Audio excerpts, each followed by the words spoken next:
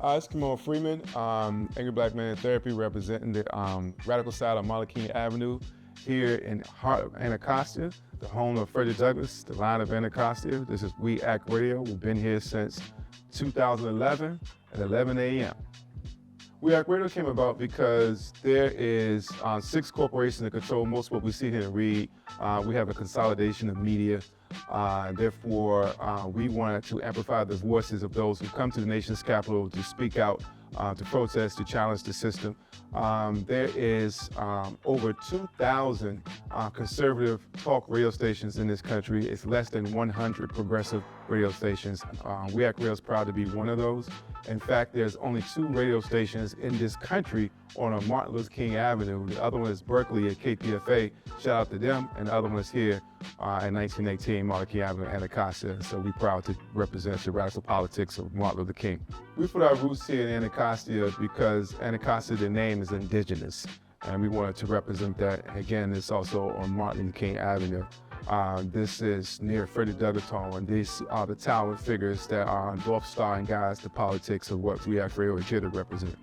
Well, the challenges that we faced in We Act Radio immediately from our inception was that we had to redefine disruption as a business model, because the traditional revenue stream for radio is advertising. But the leading advertisers is Walmart and McDonald's, and that's an organization, business policies we don't support, or a diet of food that we don't support. And so we would be shut out of those things. And the organizations that we do want to advertise and we do want to support, they don't have the advertising dollars to pay for that time. So we had to redefine how we were going to monetize the work that we do. We would like to gain some insight into how do we create partnerships of like-minded individuals, because we came into this as anti-establishment. Then we have seen the establishment lean towards us. A lot of the issues that we promoted has now been widely embraced. Toni Morrison, God bless her, said that she declared herself the center and let them come to her. I think that's what has happened here at We Act Radio. We're no longer looked at as the radical station. We have partnered with WMU and NPR. We've seen awards and accolades, Changemaker Awards. So people have acknowledged the validity of the work that we have been doing, and it is very encouraging to be a visionary, but it's very hard to be funded. And so we're looking to get the support we need so that this visionary work can continue forward and have an Afrofuturistic component to the work that we do from this point on.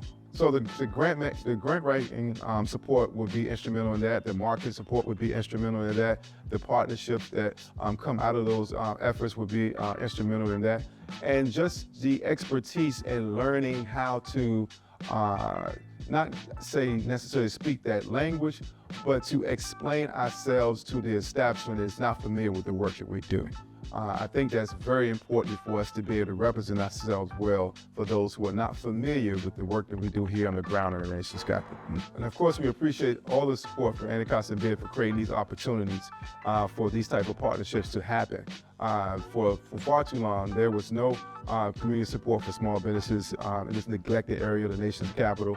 And Anacostia Bid has came in here, brought equity to our community and an opportunity for us to grow and not only benefit from the development, but also make sure that we get to stay here to enjoy the fruits of that development that's been brought in. So we've been treated as equal partners in this development. Anacostia Bid has facilitated that. So shout out to Anacostia Bid, and thank you for facilitating the partnerships with 11th Street Bridge Park and Louis Hamilton to make this all possible.